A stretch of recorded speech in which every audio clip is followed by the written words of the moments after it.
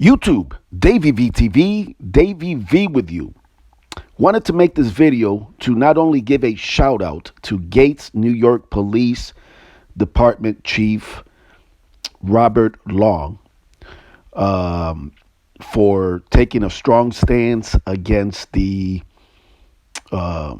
very disturbing trend that continues not only in the Rochester, New York, Monroe County, New York area. By the way, for those of you not familiar with Rochester, New York, Gates, New York is a town, basically a suburb of Rochester, New York.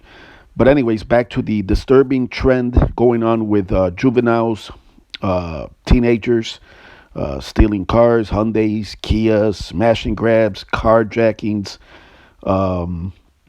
this wilding out that we've seen recently, for example, in Chicago. So Chief Long, who, by the way, I've never met, took a stance, showed his face, like we say in Spanish, right? In Cuban, we say, dio la cara, right? That means he showed his face. And that's what a real police chief does.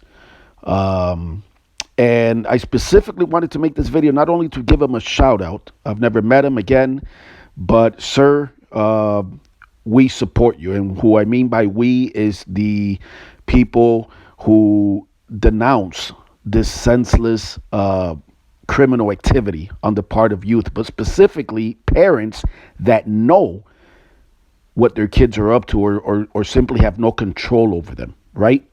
And those are the people that you need to continue to hold accountable in your department, sir.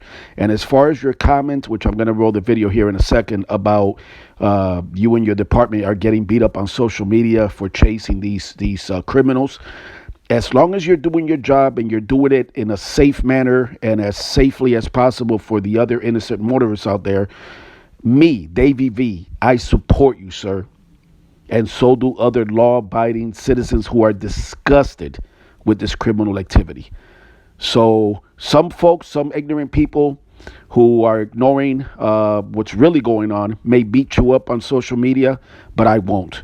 And I support you, sir. And thank you again, Chief Long. That is what a real chief does.